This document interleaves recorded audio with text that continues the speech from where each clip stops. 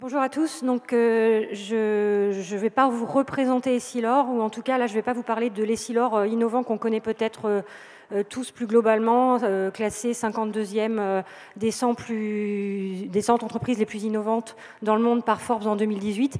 Je vais vous parler d'un autre type d'innovation sur un segment de marché qu'on connaît peut-être un peu moins, qu'on appelle la base de la pyramide, et qui est devenu le centre de tout ce qu'on fait chez Essilor à l'heure actuelle et pour les 30 prochaines années. En tout cas, c'est l'horizon qu'on s'est donné.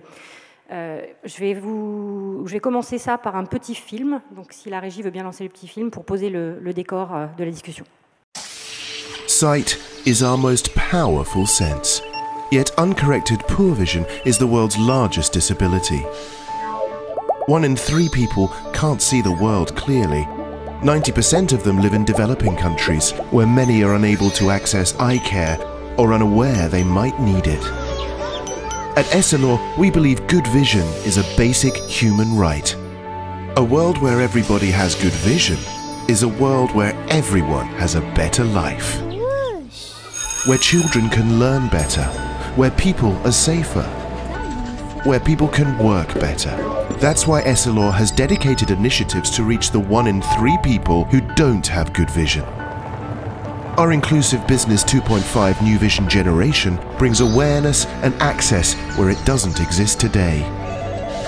Our BOP Innovation Lab develops new business models, products and partnerships. Through strategic giving, we're providing free vision care around the world, supported by our employees. Through advocacy and awareness, we are making good vision a global priority. And we're expanding our impact through public-private partnerships. Our vision care programs have a direct impact on 7 of the UN Sustainable Development Goals. We have an ambition to eradicate poor vision by 2050. Join us, because together we can create a world where everyone has a better life. Essilor, improving lives by improving sight.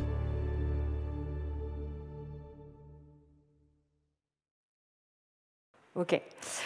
Donc, je vais reprendre des concepts qu'on a vus très rapidement dans la petite vidéo, mais l'idée, c'est de vous expliquer comment est-ce qu'on applique l'innovation à ce segment qu'on appelle la base de la pyramide, et je vais y revenir en termes de concept, parce que c'est pas forcément quelque chose qui parle à tout le monde. Donc, la bonne nouvelle, c'est que quand même, sur les 7,5 milliards d'individus que compte la planète actuellement, on a déjà 1 milliard de personnes dont la vision a été corrigée, soit par des lunettes de prescription, soit par des lunettes, on va dire, avec des corrections plus simples, mais qui quand même permettent d'améliorer la vision. Pourquoi on se focalise sur la correction de la mauvaise vision? C'est parce que principalement ça a un impact économique. Donc c'est des chiffres qu'on n'a peut-être pas en tête, mais la mauvaise vision, c'est une perte de productivité annuelle qui a été estimée à 272 milliards de dollars. 90% des décisions qu'on prend quand on est au volant passent par le sens de la vue, de la vision. 80% de ce qu'on apprend passe par le sens de la vision également. Et malgré tout, 90% des gens qui ont besoin de correction visuelle actuellement vivent dans les pays à faible revenu. Donc, fort de tout ça, on s'est dit qu'il y avait encore pas mal de choses à faire, puisqu'il reste 2,5 milliards de personnes dont la vision n'est pas corrigée dans le monde et qui pourraient être corrigées par un simple équipement de lunettes. Là, on ne parle pas d'opération chirurgicale, on ne parle pas de choses très sophistiquées, on parle juste d'une paire de lunettes. Le constat qu'on a fait, c'est que 90% de ces 2,5 milliards de personnes qui ont besoin d'une correction visuelle vivent dans ce qu'on appelle la base de la pyramide. Alors, c'est quoi ce terme barbare ? La base de la pyramide, c'est un concept de segmentation de la population selon en fait le revenu disponible, d'accord, et tout simplement le pouvoir d'achat, le niveau de vie. Donc vous voyez que la base de la pyramide, pourquoi? Parce que typiquement la population mondiale est structurée quand on fait cette segmentation-là selon une forme pyramidale. La base de la pyramide, c'est les 3 milliards de personnes qui gagnent entre 2 et 10 dollars par jour, plus les 1 milliard de personnes qui gagnent moins de 2 $ par jour et qui constituent tout ça un gisement de revenus disponibles, on va dire, qui fait 5 trillions. D'accord ? Donc ces populations-là qui sont dans ce segment qu'on appelle la base de la pyramide, on ne peut pas adresser leurs besoins. Alors là, je parle de correction visuelle, mais c'est valable pour tout type de produits, de grande consommation ou autres. On ne peut pas les adresser de la même manière qu'avec nos produits classiques, qu'avec les produits qui sont distribués dans les marchés matures, à des positionnements prix de marché mature et selon des canaux de distribution de marché mature. Donc c'est là qu'on a besoin d'innover. Donc nous, on s'est dit, chez Essilor, ces 2,5 milliards de personnes dont la vue n'est pas corrigée et qui résident à 90% dans des pays en développement, c'est à la fois une opportunité business, on ne va pas se le cacher, mais c'est également notre responsabilité. Alors, ce qui caractérise la base de la pyramide, c'est le concept des 4 A. Les 4 A, vous en avez 2 ici, c'est Awareness et Access, je vais y revenir, mais c'est aussi Affordability et Acceptance. Awareness, c'est parce que, là, quand on parle donc, du sujet de la correction visuelle, la majorité des personnes qui ont besoin d'une correction visuelle, surtout dans ces pays en développement, n'en ont pas conscience. C'est un handicap qui arrive petit à petit. C'est pas comme quand vous vous cassez une jambe ou que vous avez un accident et que le handicap est soudain. Là, c'est progressif et donc il y a un vrai problème d'awareness. Il y a un problème d'accès à la fois aux produits et au dépistage visuel. On ne se rend pas compte, mais être équipé d'une correction visuelle, d'une paire de lunettes, il y a une première étape déjà qui est le dépistage visuel. On ne vend pas des produits comme des stylos, où il n'y a pas besoin d'une étape de diagnostic. Là, il y a une pré-étape de diagnostic, et donc il y a de réels besoins de création dans ces pays en développement de points d'accès pour à la fois dépister les défauts visuels et permettre la fourniture des produits au final. Sur la partie affordability, c'est évident, quand on gagne entre 2 et 10 $ par jour, voire moins de 2 $, il y a un réel enjeu de mettre sur le marché des produits qui sont à un positionnement prix adéquat. Et le 4e A qui caractérise ces populations de la base de la pyramide, qui est acceptance, c'est que dans beaucoup de cultures, il y a un problème par rapport au port des lunettes. C'est mal accepté. Une petite fille qui va porter des lunettes, on va avoir du mal à la marier. Un petit garçon à l'école qui va porter des lunettes, il va être considéré comme handicapé. Et donc, il y a un vrai travail sur l'acceptance d'avoir des lunettes. Donc, on a une stratégie qu'on appelle 2,5 milliards. Vous avez vu un petit peu, là, il y a eu pas mal de concepts dans la vidéo, mais on a une stratégie qui s'appelle 2,5 milliards et une division business réellement qui s'appelle 2,5 New Vision Generation, qui permet d'adresser ce segment de marché, si je puis dire, via 3 grands axes. Le premier étant l'inclusive business, je vais y revenir. Le deuxième étant vraiment les aspects de philanthropie, puisqu'il y a une partie des populations qui gagnent moins que 2 $ par jour, et là, on ne peut même pas leur proposer des produits via notre business inclusif, mais il faut qu'on trouve d'autres moyens, et c'est la philanthropie. Et puis, il y a un troisième axe qui est tout ce qui est awareness and advocacy. Désolé pour les anglicismes, mais on se rend compte que dans beaucoup de pays en développement, la vision n'est pas évidemment mise comme axe de priorité par les pouvoirs publics locaux, que ce soit les ministères de la Santé ou les ministères de l'Éducation. Et on s'est donné également comme devoir et comme responsabilité d'expliquer à ces pouvoirs publics les enjeux de la bonne vision. Alors, comment est-ce qu'on revient à l'innovation dans tout ça ? Vous avez vu un certain nombre de concepts dans la vidéo. Pour adresser ces populations qui n'ont pas accès à des points de vente et de diagnostic de produits à des prix acceptables pour eux, on a été obligé d'innover en termes de business model et de produits. Et donc, on a créé une division qui s'appelle 2.5 New Vision Generation spécifiquement pour adresser ces 2,5 milliards de personnes.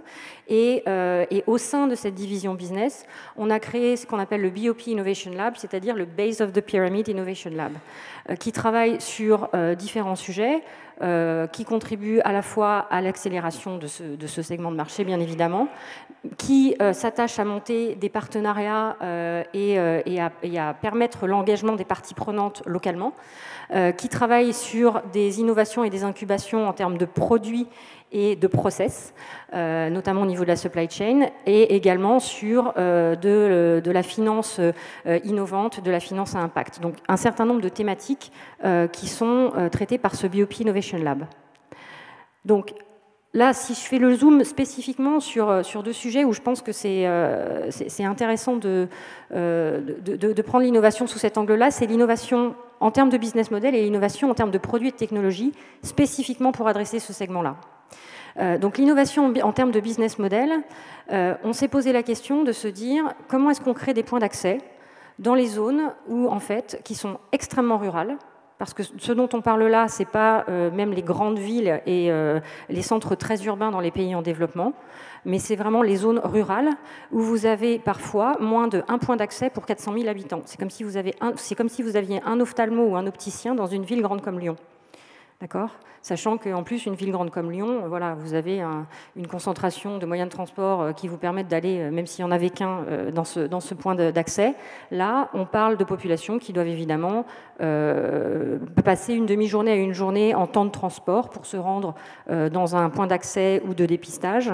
Donc c'est une journée qui coûte du transport, c'est une journée qui coûte parce que c'est une journée de travail perdue, et c'est des populations qui ne peuvent pas se permettre ça. Donc nous, on s'est dit, il faut absolument qu'on établisse des points d'accès en milieu rural et qu'on forme des micro-entrepreneurs pour avoir accès, pour créer leur magasin. En termes de produits et de technologies, donc là c'est pareil, si vous imaginez les besoins de ces populations-là, la personne qui va se déplacer vers le point d'accès qui aura été créé, elle va être dépistée visuellement, on va lui dire vous êtes myope ou astigmate ou hypermétrope, et puis on ne peut pas se permettre de lui dire revenez dans une semaine chercher votre paire de lunettes. Ça ne marche pas. Donc en fait, on a vraiment généré de l'innovation par les contraintes et les caractéristiques spécifiques de ces populations. Et donc typiquement, là, on a une innovation produit, vous voyez les exemples de lunettes là, on ne le voit pas très bien, mais ça s'appelle des ready to clip. Et en fait, c'est des lunettes qui sont complètement démontables, désossables en fait, entre les branches, entre les montures et entre le pont, ici au milieu, pour permettre en fait d'avoir des verres qui vont être prétaillés, qui vont être à différentes prescriptions, et que en fait, les personnes puissent repartir au moment de leur dépistage visuel avec leur équipement optique. Et ça, en fait, on l'a créé parce qu'on a répondu tout simplement à un besoin et à une contrainte qu'on a observée. Et ça a fini par être breveté. Et donc, en fait, ce qui est intéressant, c'est que je pense que quand on raisonne innovation à la base de la pyramide, c'est de voir comment est-ce que ces innovations-là peuvent ensuite remonter, en fait, dans le mainstream des produits plus sophistiqués ou inspirer ce qu'on appelle, nous, notre mainline business, et pas seulement rester des innovations pour les plus pauvres, en fait. On a également des innovations en termes d'outils de réfraction. Ce qu'il faut savoir, c'est que quand vous créez ces business models-là, la première étape de la chaîne, c'est, comme je vous l'ai dit, de former des micro-entrepreneurs qui vont être capables de dépister les défauts visuels de leurs patients, d'accord, et ensuite de prescrire les bons équipements de correction optique. La réfraction, c'est une étape donc, où on va dépister quel est le défaut visuel de la personne. C'est une étape compliquée. C'est une étape qui, dans nos pays matures, demande des équipements très sophistiqués, très coûteux. Et en fait, c'est tout un tas de contraintes qui ne fonctionnent pas sur ces marchés-là. Donc on a mené, il y a 2 ans maintenant, un challenge de l'innovation, en fait, qui a regroupé énormément de candidats. Et on a créé un outil de réfraction très simple. Alors je ne peux pas en dire plus parce qu'il n'est pas encore lancé, mais qui ressemble à comme un petit télescope et qui permet, en fait, de manière très simple, de connaître les défauts visuels de la personne. Alors pas tous les défauts visuels évidemment, mais en tout cas vous pouvez mesurer à combien de dioptries la personne va être myope ou astigmate. Et ça, c'est un vrai enjeu pour nous. Pourquoi ? Parce qu'on a répondu à des enjeux de coût, on a répondu à des enjeux de lead time en termes de training, c'est-à-dire que pour former ces micro-entrepreneurs, on a besoin d'avoir une certaine efficacité dans la manière dont on dispense la formation et dans la manière dont la formation va aussi être reçue et perçue et comprise. Et puis on a des innovations en termes de supply chain également, avec tout un tas d'outils digitaux pour permettre de, en fait, brancher la supply chain de ce type de segment à notre supply chain classique. Voilà, donc là c'est un zoom sur les business models. Ce que vous voyez à gauche, Vision Ambassador IMITRA, c'est différents types de micro-entrepreneurs qu'on a créés pour en fait mettre en place des réseaux de distribution ruraux de dépistage visuel et de fourniture d'équipements optiques. D'accord. Donc les Vision Ambassadors, c'est un modèle où on va former les gens de manière très rapide pour qu'ils puissent dispenser des corrections visuelles très simples, de manière mobile en se déplaçant dans les villages en milieu ruraux. Là où les IMITRA, qui sont nés en Inde et qu'on déploie actuellement en Afrique, vont être des micro-entrepreneurs qu'on va former et qu'on va aider à établir leur point de vente, qui est en fait un magasin physique ensuite, avec des vrais clients, et on les accompagne dans la conduite de leurs activités, de leurs opérations, de manière à ce qu'ils touchent le plus de personnes possible et qu'ils corrigent le plus de personnes possible dans leur communauté. Les vrais enjeux aussi d'innovation sur ce segment-là, c'est évidemment les partenariats. Je crois que ça a été évoqué à plusieurs reprises tout au long de la journée. On ne peut pas faire ça seul. On a besoin de connaître extrêmement bien les tissus locaux, les réseaux locaux. J'en discutais, je crois, au déjeuner avec quelqu'un sur la connaissance des réseaux informels qui est extrêmement importante dans ces pays-là, parce que même si on a des opportunités du fait de régulation et de législation qui peuvent être plus souples qu'ailleurs, et encore, ce n'est pas toujours le cas, il y a un vrai enjeu de connaissance des communautés, des réseaux locaux et informels. Voilà, les produits, j'en ai déjà parlé, je crois. Et donc, voilà, moi, je voulais juste que vous reteniez un certain nombre de messages par rapport à l'innovation pour ce segment-là qu'on appelle la base de la pyramide. En général, l'innovation, on se dit, qu'est-ce qu'on va rajouter ? Là, en fait, l'innovation, on va plutôt se dire, qu'est-ce qu'on va enlever ? C'est-à-dire que nous, au lieu de dire on va produire des verres, Essilor, on est connu pour produire des verres ultra sophistiqués, avec des couches amincies. Donc vous pouvez avoir un défaut visuel avec une correction extrêmement forte en termes de puissance, ce qui veut dire des verres très très épais. On va réussir à faire des choses extrêmement fines, etc. À avoir des procédés avec des couches minces pour avoir tout un tas de traitements et des verres anti-ceci, anti-cela, anti-buée, anti-lumière bleue, anti... Et bien là, ce qu'on s'est dit, c'était que good était good enough. Et que pour atteindre la cible qu'on s'était fixée, c'est-à-dire juste de rendre une bonne vision aux personnes qui en avaient besoin mais qui n'en avaient pas les moyens, on allait faire du reverse innovation. Voilà, ça va être mon mot de la fin.